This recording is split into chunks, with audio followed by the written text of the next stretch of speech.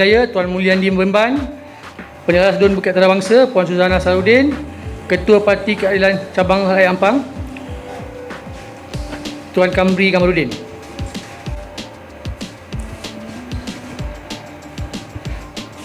Alhamdulillah, syukur kita kepada Ilahi kerana dengan limpah kurnianya dan kita dapat berkumpul pada hari pagi inilah. Pihak majlis mengucapkan setinggi terima kasih dan mengalu-alukan kehadiran tuan-tuan dan puan-puan. Selamat datang ke majlis sumbangan kasih. Saya difahamkan bahawa Yang Amat Berhormat Menteri Besar Selangor kita busy, tetapi dengan usaha pengarah Penyelaras DUN Berjaya iaitu Tuan Saudara Daeng membawa Tuan Menteri kita ke sini, dan kami sangat-sangatlah sangat terharulah dengan kehadiran Tuan, sebab ini pertama kali Menteri Besar Selangor menghadirkan diri ke tempat ini, ke kawasan ini. Terima kasih sangat Tuan. Saya pun tak nak bercakap panjang.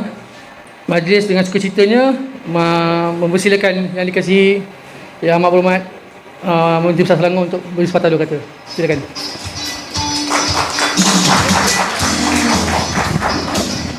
Assalamualaikum warahmatullahi wabarakatuh dan salam sejahtera yang di-Pertua Majlis Pembenaran Ampang Jaya, Saudara Fauzi, Saudara Daeng, Pengarah di Pusat Khidmat Lembah Jaya, yang berusaha Puan Suzana, Ahli Penyelaras DUN Bukit Antarabangsa, Saudara Kamri, rakan-rakan ahli majlis, Ketua Persatuan Penduduk dan KRT, dan semua penduduk-penduduk sekalian. Alhamdulillah, saya rasa sangat syukur dapat bersama-sama pada hari ini, dan rakan saya sangat gembira dapat meneruskan program kita. Ini adalah program boleh dikatakan hampir setiap minggu, kalau tak setiap hari pun setiap minggu, berjalan di semua dewan-dewan undangan negeri kita untuk kita sampaikan sumbangan-sumbangan bakul makanan. Dan kali ini adalah sumbangan bukan daripada pusat khidmat saja, tapi daripada anak syarikat kita yang kita sampaikan kepada rakyat ketika PKP. Semua rasa sudah pasti melalui saat yang sukar. Saya tahu kita lalui hampir 2 tahun sebenarnya PKP ini. Kalau sampai lagi bulan 3 tahun depan, cukuplah 2 tahun.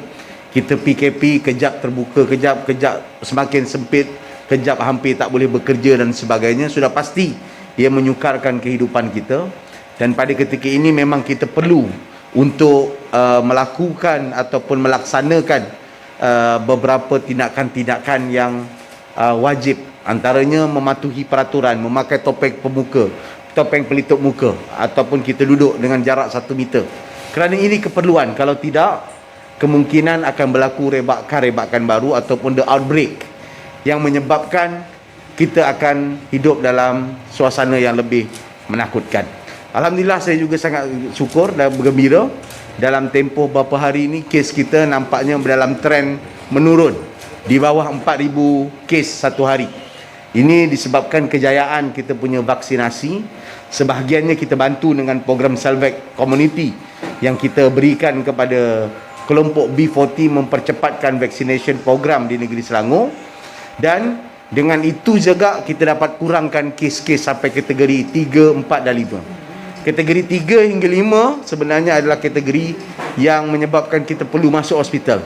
Sekarang kategori 1 cukup kita buat duduk di rumah ataupun kuarantin di rumah, kalau di rumah itu sesuai untuk kita lakukan. Justru saya percaya inilah norma baru yang kita perlu hadapi, suasana yang perlu kita terima realiti.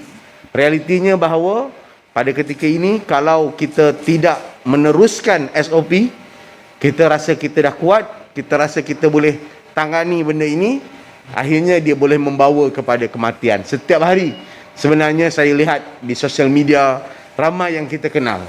Ada saudara mara, ada sahabat andai, ada rakan-rakan rapat yang pergi meninggalkan kita kerana pertamanya mereka dijangkiti, organ mereka rosak, terutamanya paru-paru, tak mampu bertahan dan akhirnya meninggal dunia. Sebahagian besarnya adalah tidak lagi menerima vaksin. Sebab itu pada bulan 9 ke atas ini, antara program kajian negeri ialah kita nak buat vaccination bergerak. Kita nak cari mereka yang belum lagi vaksin. Justru pada tuan-tuan dan puan-puan yang tak tahu lagi, ataupun ada siapa-siapa lagi yang belum vaksin, yang tak daftar lagi, tolong beritahu dengan kita kita akan buat dengan program kerajaan negeri untuk berikan secara percuma, ataupun boleh bawa ke PKD, bawa ke klinik, bawa ke hospital untuk mereka dapatkan vaksin. Ia perlu, saudara-saudara dan tuan-tuan sekalian, terutama yang 18 tahun ke atas. Yang bawah 18 tahun belum lagi disetkan bila, tapi yang pentingnya yang 18 tahun ke atas ni kita protect dulu, sebab akhirnya nanti siapa yang nak bekerja, siapa yang nak pergi berniaga dan sebagainya, perlu lengkap vaccination ataupun imunisasi ini untuk kehidupan kita sehari-hari. Jadi saya pun tak nak ucap panjang, sebab kerajaan negeri mempunyai fokus kita. Kita dah belanja dekat 1.1 bilion. Untuk apa? Untuk program seperti ini. Untuk bantu pertahankan kedudukan nasib dan rakyat. Lebih daripada 250,000 keluarga kita bantu. Lebih. Pada kita Selangor 2.0 ni saja. Pinjamannya baik, kita moratorium bayaran sewaan dan sebagainya. Semuanya kita lakukan. Sebab apa? Sebab kita tahu pada ketika yang sukar ni kita perlu bertahan. Dan kerajaan negeri terpaksa berbelanja dengan kos yang begitu tinggi. Tapi daya tahan kita itu ada batasnya. Kalau dia bersambung terus, dia akan punah. Sebab itu kita kena kembali bekerja. Tapi syaratnya adalah vaksinasi dan patuh kepada SOP yang telah ditetapkan. Antaranya yang kita lakukan pada hari ini. Ini pun hampir tak patuh sebab kita kumpul ramai juga. Sebab itu saya nak pendekkan ucapan ni. The best adalah kita sampaikan sekarang sumbangan kita, dan tuan-tuan boleh pulang dan gunakan kemudahan-kemudahan ataupun gunakan sumbangan yang kita berikan untuk kegunaan seharian dan juga untuk keperluan daripada masa ke semasa. Ucap terima kasih. Sekian, Assalamualaikum warahmatullahi wabarakatuh.